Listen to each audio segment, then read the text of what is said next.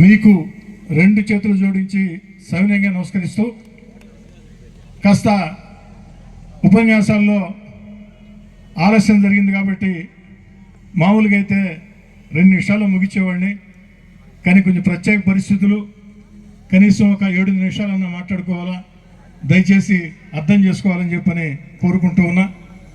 ఇప్పుడు దాకా ఉపన్యాసాలన్నీ కూడా గంభీరంగా పద్ధతిగా సాగాయి. ఇప్పుడు నేను ఇచ్చే ఉపన్యాసంలో కొంచెం గంభీరం, కొంచెం సరదా, కొంచెం చలోక్తులు అన్నీ కలగలిపుంటే బాగుంటుందని నా అభిప్రాయం. నిజంగా నెల్లూరు రూరల్ నియోజకవర్గం 41వ డివిజన్లో కోట్లాది విలువ చేసే వక్తపూర్ స్థలంలో అబ్దుల్ కలాం ఇంటర్నేషనల్ స్కూల్ అనేది నెల్లూరు ప్రజలకి రాష్ట్ర మంత్రి పొంగూరు నారాయణ గారు, వక్తపూర్ చైర్మన్ అబ్దుల్ అజీజ్ గారు ఇచ్చిన వరంగా నేను భావిస్తా ఉన్నా. నారాయణ గారు నెల్లూరు నగరానికి శాశ్వత ఎమ్మెల్యే. నారాయణ గారి కుటుంబం శాశ్వత ఎమ్మెల్యే. వేమిరెడ్డి ప్రభాకర్ రెడ్డి గారు నెల్లూరుకి శాశ్వత ఎంపీ. మరి వేమిరెడ్డి ప్రభాకర్ రెడ్డి గారు ఆ కుటుంబం అది ఎలానో మళ్ళీ చెప్తా. ఈ యొక్క స్కూల్ సందర్భంగా కొన్ని అభ్యర్థులు ఉన్నా నాకు నారాయణ గారి దగ్గర. అవన్నీ నేను ముందు మాట్లాడదాం అనుకుంటే నా మిత్రుడు అని చెప్పే ఆత్మబంధు అబ్దుల్ అజీజ్ ఆఖరిలో నా మైక్ ఇచ్చాడు. అయినా కూడా నారాయణ గారిని మాత్రం దయచేసి సార్ నా కోసం మళ్ళీ 2 నిమిషాలు టైం కేటాయించండి. ఎందుకంటే నెల్లూరు రూరల్ నియోజకవర్గ ప్రజల పక్షాన, నెల్లూరు రూరల్ నియోజకవర్గ ప్రజల ఆకాంక్షల పక్షాన ఆ విషయాల్లో నేను కాస్త కఠినంగా ఉంటా. తమ్ముడినైనా, భార్యనైనా, కూతురైనా సరే ఆ విషయంలో మాత్రం నేను కఠినంగా ఉంటా. ఆ విషయంలో నెల్లూరు రూరల్ నియోజకవర్గ ప్రజల సంక్షేమం లక్ష్యమే, వారి అభివృద్ధి, వారి ఆకాంక్షల కోసం నేను ఎందాకైనా సరే, ఎక్కడి దాకైనా సరే బతిలాడతా, అభ్యర్థిస్తా, పోరాటం చేస్తా. ఎందుకంటే ఎక్కడో అది నా జెనెటిక్ ప్రాబ్లమో, లేకుంటే నా లోపమో, నా ప్లస్ పాయింటో, నా మైనస్ పాయింటో నాకు తెలియదు. కానీ చాలా మంది రాజకీయ నేతలతో నాకు సమస్య వచ్చింది. ఎక్కడంటే అక్కడే సమస్య వచ్చింది. కాస్త నేను కఠినంగానే ఉంటా ఆ విషయంలో మాత్రం, రూరల్ నియోజకవర్గ ప్రజల పక్షాలు మాత్రం. అమ్మా శరణి విఆర్ఎస్ స్కూల్ అద్భుతంగా చేశారమ్మా, దాంట్లో ఎలాంటి అనుమానం లేదు. కానీ విఆర్ఎస్ స్కూల్లో నెల్లూరు రూరల్ నియోజకవర్గానికి చాలా అన్యాయం జరిగిందమ్మా. 95% నెల్లూరు సిటీకి ఇచ్చి, 90% సీట్లు నెల్లూరు సిటీకి ఇచ్చి, 5% సీట్లు నెల్లూరు రూరల్కి ఇచ్చారమ్మా. అది కూడా నారాయణ గారిని నేను రిక్వెస్ట్ చేసుకున్న తర్వాత. కాబట్టి ఇక్కడ రూరల్ నియోజకవర్గం కాబట్టి అక్కడ జరిగినట్టు 90% నెల్లూరు రూరల్కి, 5% సిటీకి ఈ మాట నేను మాట్లాడను. అలా మాట్లాడే పరిస్థితి కాదు. ఖచ్చితంగా అక్కడ జరిగిన నష్టానికి నారాయణ సార్ సరే మీకు బాధ్యత పెట్టారు కాబట్టి అక్కడ మా రూరల్కి జరిగినటువంటి నష్టాన్ని ఖచ్చితంగా కాస్త ఈ స్కూల్లో భర్తీ చేస్తారని చెప్పని. ఎందుకంటే నేను చాలా ఇబ్బందులు పడుతున్నానమ్మా. చాలా మందికి తెలియదు. ఎందుకంటే నారాయణ సారు మంత్రి, ఎమ్మెల్యే, శ్రీధర్ రెడ్డి ఎమ్మెల్యే, వేమిరెడ్డి ప్రభాకర్ రెడ్డి గారు ఎంపీ. కానీ వేమిరెడ్డి ప్రభాకర్ రెడ్డి గారి ఆర్థిక స్థాయి ఏంది, నారాయణ గారి ఆర్థిక స్థాయి ఏంది, శ్రీధర్ రెడ్డి ఆర్థిక స్థాయి ఏంది తెలియదు. దాంతో నన్ను ఒక ఆమె ఫోన్ చేసి అడిగింది, అయ్యా బిడ్డలకి సీట్లు కావాలని, మా వేరే స్కూల్లో సీట్లు క్లోజ్ అయినాయమ్మా అంటే, ఏమయ్యా ఆ నారాయణ సార్ చేశాడు కదా, నువ్వు కూడా ఒక స్కూల్ తీసుకొని చేయకూడదు ఆ విధంగా అన్నాడు. నేను ఆడ చేశాను, నా వల్ల ఆడవుద్ది, సాధ్యం అవుతాయి ఇది. నేను ఆయన చెప్పా కూర్చొని ఫోన్లో, అమ్మ అర్థం చేసుకో తల్లి, నారాయణ గారు సార్ అంటే 1000 కోట్ల వ్యాపార సామ్రాజ్యం, నేను మీలాంటి ఉండమ్మా, మధ్యతరగతి ఉండమ్మా, నా వల్ల పని కాదమ్మా, ఏదో నా చేతిలో పని ఉంటే చెప్పండి చేసి పెడతా, అంతేగాని ఇది నా వల్ల పని కాదని. కాబట్టి నారాయణ సార్ మిమ్మల్ని రిక్వెస్ట్ చేస్తున్నా, అమ్మ శరణి నా బిడ్డ వయసు గలదానివి, నా బిడ్డతో సమానం, మిమ్మల్ని రిక్వెస్ట్ చేస్తున్నా, జూన్ నుంచి ఇక్కడ జరిగే ఏదైతే అడ్మిషన్లో నెల్లూరు రూరల్ నియోజకవర్గానికి సింహభాగం ఇవ్వాలని చెప్పని రూరల్ నియోజకవర్గ ప్రజల పక్షాన మనస్ఫూర్తిగా అభ్యర్థిస్తున్నా. నా యొక్క అభ్యర్థన నిజాయితీ ఉంటే ఒక్కసారి అందరూ చప్పట్లు కొట్టాలని చెప్పి కోరుతూ ఉన్నా. నా అభ్యర్థన నిజాయితీ ఉంటే, నిజం అనుకుంటే. ఇక రెండో విషయం ఏంటంటే బారాషాహి దర్గా. బారాషాహి దర్గాలో వాస్తవం చెప్పాలంటే అప్పుడు చంద్రబాబు నాయుడు గారి ప్రభుత్వం, నారాయణ సార్ మంత్రి, అబ్దుల్ అజీజ్ గారి మేయర్. తర్వాత ఇప్పుడు చంద్రబాబు గారి ప్రభుత్వం, నారాయణ సార్ మంత్రి, అబ్దుల్ అజీజ్ చైర్మన్. చంద్రబాబు గారి హయాంలోనే అభివృద్ధి జరిగింది. బారాషాహి దర్గా అభివృద్ధి పనుల బాధ్యత నేను తీసుకున్నా, పూర్తి చేశా. ముఖద్వారాల బాధ్యత నేను తీసుకున్నా, పూర్తి చేశా.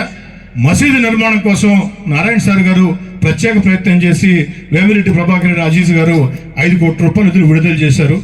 కానీ ఈనాడు ఆ యొక్క మసీదు బాధ్యత నేను చేపడతానని చెప్పని అజీజ్ గారు చెప్పారు. కాబట్టి అది మసీదు బాధ్యత అజీజ్ గారికి అప్పచెప్పాం. నెల రోజుల్లో, ఎందుకంటే నాకు అడిగారు ముస్లిం సోదరులు, నెల రోజుల్లో అబ్దుల్ అజీజ్ గారు మసీద్ నిర్మాణానికి అక్కడ శంకుస్థాపన చేస్తానని మాట ఇచ్చారు. ఒక్కసారి అజీజ్ గారికి అందరూ కూడా చప్పట కొట్టాలని కోరుతున్నాం. ఇకపోతే గురుకుల పాఠశాల అక్కచెరువుపళ్ళు, ఇది కూడా చంద్రబాబు గారు ముఖ్యమంత్రిగా, నారాయణ సార్ మంత్రిగా, అబ్దుల్ అజీజ్ మేయర్గా నెల్లూరు రూరల్ నియోజకవర్గంలో ముస్లింలకి, దళితులకి, గిరిజనులకి, అంటే ఈ సమాజంలో ఎక్కడైతే అణగారిన వర్గాలు ఉన్నాయో, ఎక్కడైతే ప్రోత్సాహం కావాలనో ఆ వర్గాల కోసం గురుకుల పాఠశాల దాదాపు 90% పూర్తయింది. వైఎస్ఆర్ కాంగ్రెస్ పార్టీ అధికారంలోకి వచ్చింది. ఎమ్మెల్యేగా నెత్తినోరు బాదుకున్నా నా మాటలు అరణ్య రోదనే అని అడుగు ముందుకు పడలా. మళ్ళీ మన ప్రభుత్వం వచ్చింది, చంద్రబాబు గారి ప్రభుత్వం. కలెక్టర్ గారిని రిక్వెస్ట్ చేసి ఒక 70 లక్షల రూపాయలు శాంక్షన్ చేయించి తాత్కాలిక వస్తువులు ఏర్పాటు చేసి దాదాపు 300 మంది బిడ్డల్ని, ముస్లిం బిడ్డల్ని, హరిజన బిడ్డల్ని, గిరిజన బిడ్డల్ని ఆటో నగర్ షెడ్లలో ఎండకు ఎండుతూ, వానకు తడుస్తూ, నానా బాధలు పడుతూ ఉంటే ఈ ప్రభుత్వం వచ్చిన తర్వాత 300 బిడ్డలకి కనీస వస్తువులు కల్పించి ఆ గురుకుల పాఠశాలలో చేర్పించడం జరిగింది. కానీ ఆ గురుకుల పాఠశాల పూర్తి స్థాయిలో అభివృద్ధి చెందాలంటే ఒక్క 10 కోట్ల రూపాయలు డబ్బులు అవసరం. నారాయణ సార్, ఈ 20 కోట్లు ఇక్కడ పెట్టేది రూరలే, నేను కాదంటోలే, కానీ ఇది అజీజ్ కోట. అందుకోసం దాదాపు 2 సంవత్సరాలైంది. నేను ఎప్పుడు మిమ్మల్ని ఏం అడగల. దయచేసి ఇది నాకు ప్రత్యేకం. ఎందుకంటే మీరు ఇందాకే చెప్పాం, నారాయణ సారు అనేక మంది పెద్ద వ్యక్తులు ఎవరికి ఫోన్ చేసినా నారాయణ సార్ మాట కాదంటారు. ఎందుకంటే నారాయణ సార్కు ఉన్నటువంటి 1000 కోట్ల వ్యాపార సామ్రాజ్యం కావచ్చు, ఒక రాష్ట్ర మున్సిపల్ శాఖ కీలక మంత్రి కావచ్చు, చంద్రబాబు గారికి అత్యంత సన్నిహితులు కావచ్చు, నారాయణ సార్ ఫోన్ చేస్తే చేసేవాళ్ళు ఉంటారు. నేను ఫోన్ చేస్తే ఏదో 25,000 50,000 పెట్టే ఉంటారు, కానీ కోర్టు పెట్టేవాళ్ళు ఉండరు. నాకుండే అంతా కూడా ఆ పరిచయాలు, ఆ సంబంధాలు, మీలాంటి చిన్న మధ్యతరగతి సమాజ కుటుంబాల పరిస్థితి. కాబట్టి నా యొక్క అభ్యర్థన కింద మిమ్మల్ని అడిగే హక్కు నాకుంది. మీ విద్యార్థులు ఎందుకని చెప్తున్నానంటే, నారాయణ సార్ ఒక మాట అన్నారు, నిజంగా కన్నీళ్ళు వచ్చాయి నాకు. పేదరికం నాకు తెలియదు అన్నారు, పేదరికం నాకంటే ఎవరికి తెలియదని. ఎస్, నారాయణ సార్ కంటే పేదరికం ఈ జిల్లాలో రాజకీయ నాయకుల్లో చాలా మందికి తెలియదు. నారాయణ సార్ పేదరికం నిజంగా. నారాయణ సార్ గారిని నేను ఇంటర్మీడియట్ అప్పటి నుంచి చూస్తూ ఉన్నా. నారాయణ సార్ గారు విద్యార్థి నాయకుడిగా నేనుంటే ఆ రోజుల నుంచి ప్రోత్సహించేవాడు. నారాయణ సార్ గారు విద్యార్థి నేనుంటే నారాయణ సార్ గారు నాకు ఇచ్చినటువంటి తొలి చందా 25 రూపాయలు. ఆ రోజుల్లో 25 రూపాయలు అంటే చాలా ఎక్కువ.